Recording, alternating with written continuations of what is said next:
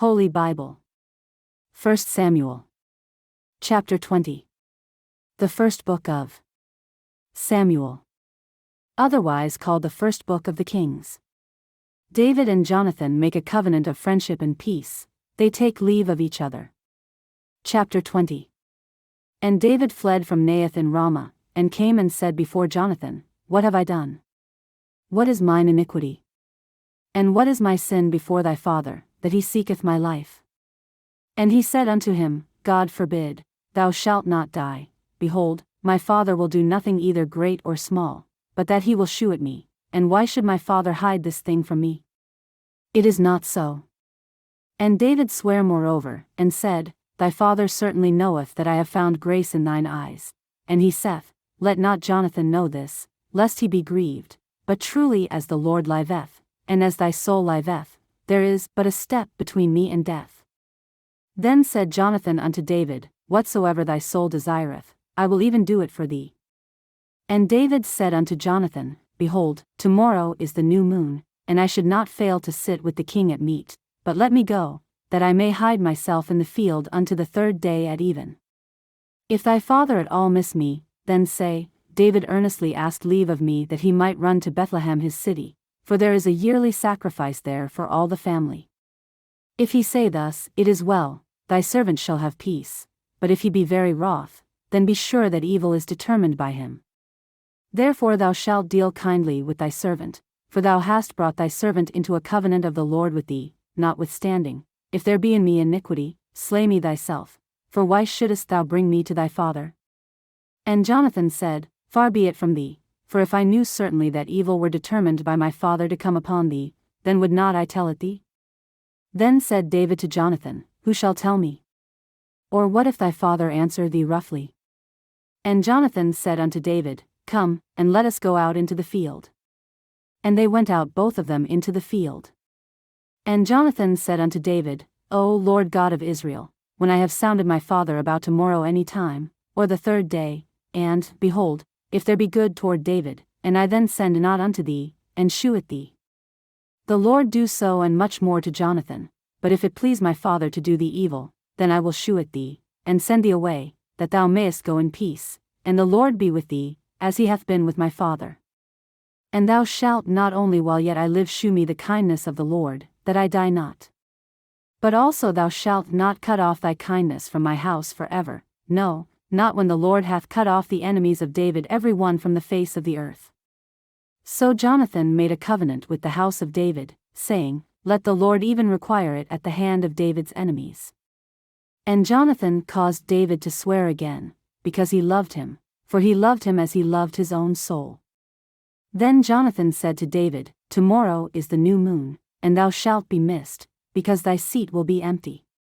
And when thou hast stayed 3 days, then thou shalt go down quickly, and come to the place where thou didst hide thyself when the business was in hand, and shalt remain by the stone Ezel. And I will shoot 3 arrows on the side thereof, as though I shot at a mark. And, behold, I will send a lad, saying, Go, find out the arrows. If I expressly say unto the lad, Behold, the arrows are on this side of thee, take them, then come thou, for there is peace to thee, and no hurt, as the Lord liveth. But if I say thus unto the young man, Behold, the arrows are beyond thee, go thy way, for the Lord hath sent thee away. And as touching the matter which thou and I have spoken of, behold, the Lord be between thee and me forever. So David hid himself in the field, and when the new moon was come, the king sat him down to eat meat. And the king sat upon his seat, as at other times, even upon a seat by the wall, and Jonathan arose, and Abner sat by Saul's side, and David's place was empty. Nevertheless Saul spake not anything that day, for he thought, Something hath befallen him, he is not clean, surely he is not clean. And it came to pass on the morrow, which was the 2nd day of the month, that David's place was empty, and Saul said unto Jonathan his son, Wherefore cometh not the son of Jesse to meat, neither yesterday, nor today? And Jonathan answered Saul, David earnestly asked leave of me to go to Bethlehem. And he said, Let me go, I pray thee, for our family hath a sacrifice in the city, and my brother, he hath commanded me to be there, and now, if I have found favor in thine eyes, let me get away, I pray thee, and see my brethren. Therefore he cometh not unto the king's table. Then Saul's anger was kindled against Jonathan, and he said unto him, Thou son of the perverse rebellious woman, do not I know that thou hast chosen the son of Jesse to thine own confusion, and unto the confusion of thy mother's nakedness? For as long as the son of Jesse liveth upon the ground, thou shalt not be established, nor thy kingdom. Wherefore now send and fetch him unto me, for he shall surely die. And Jonathan answered Saul his father, and said unto him, Wherefore shall he be slain? What hath he done?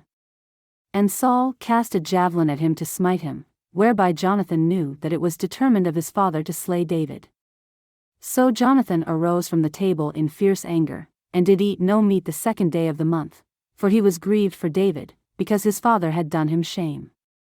And it came to pass in the morning, that Jonathan went out into the field at the time appointed with David, and a little lad with him. And he said unto his lad, Run, find out now the arrows which I shoot.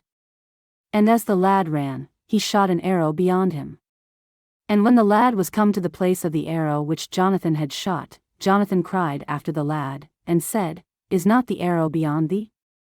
And Jonathan cried after the lad, Make speed, haste, stay not. And Jonathan's lad gathered up the arrows, and came to his master. But the lad knew not anything, only Jonathan and David knew the matter. And Jonathan gave his artillery unto his lad, and said unto him, Go, carry them to the city. And as soon as the lad was gone, David arose out of a place toward the south, and fell on his face to the ground, and bowed himself 3 times, and they kissed one another, and wept one with another, until David exceeded. And Jonathan said to David, Go in peace, forasmuch as we have sworn both of us in the name of the Lord, saying, The Lord be between me and thee, and between my seed and thy seed forever. And he arose and departed, and Jonathan went into the city.